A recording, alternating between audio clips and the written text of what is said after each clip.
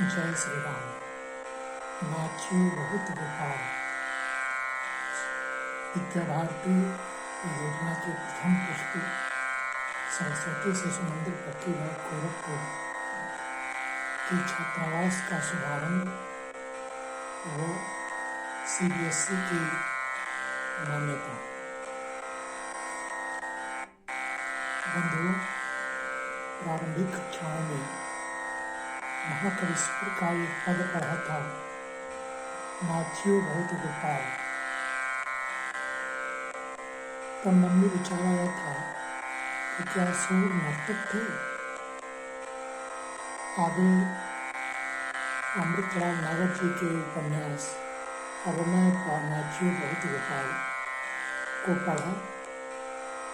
महाकवि नीरज से एक कवि सम्मेलन में व्याख्या सुना तो लगा कि आज हर कोई कुर्सी के आगे, पद प्रतिष्ठा के आगे, पैसे के आगे नाच ही तो रहा है।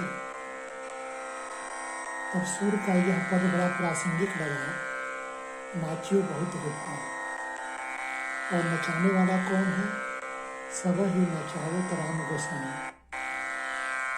कठपुतली करे भी तो क्या, डोर तो किसी और के हाथ में है, नाचना तो पड़ेगा। विद्या भारती योजना के बीते 35 वर्ष में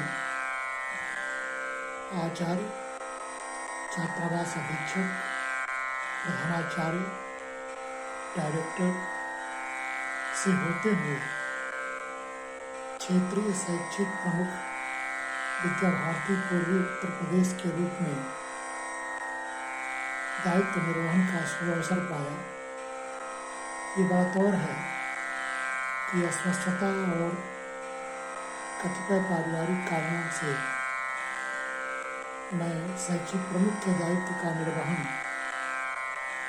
हर प्रकार नहीं कर सका था, किंतु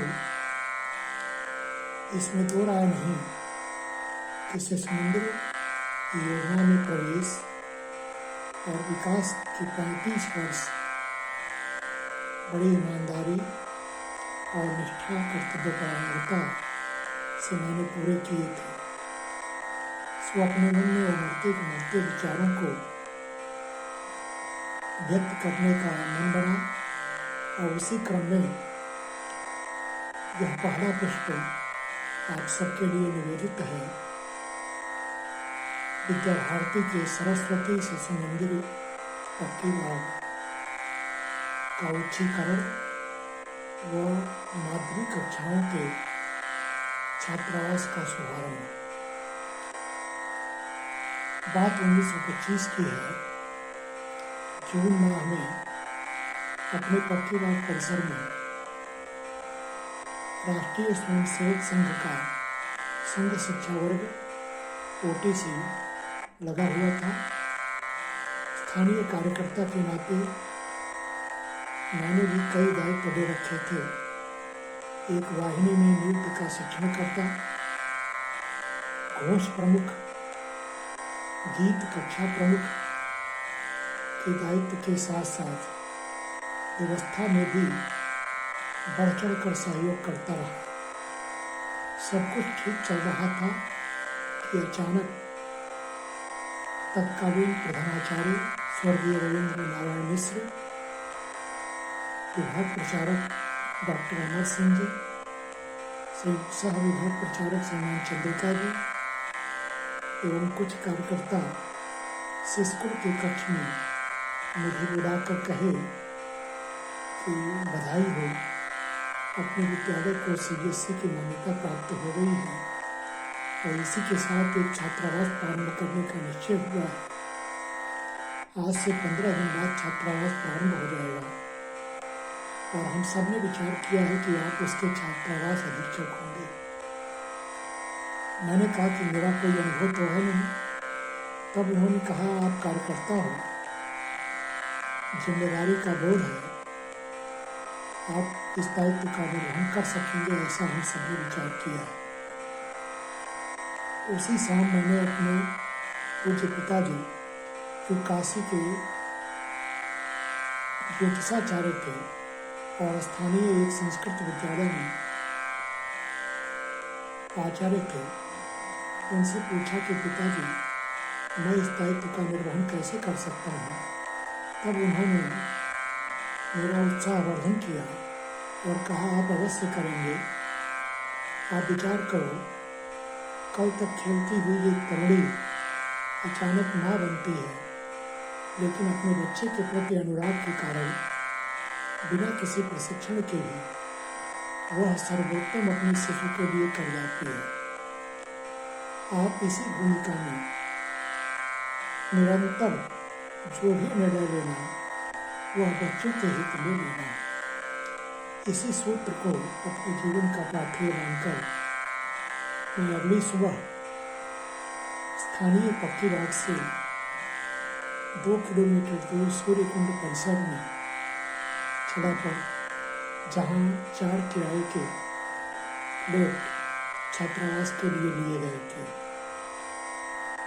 एक आवास जो वर्षों से बंद था, उसके ताले को खोलने के लिए बगल के डॉक्टर सिन्हा जी के यहाँ से मिट्टी का तेल और एक चटाई प्राप्त कर लिया।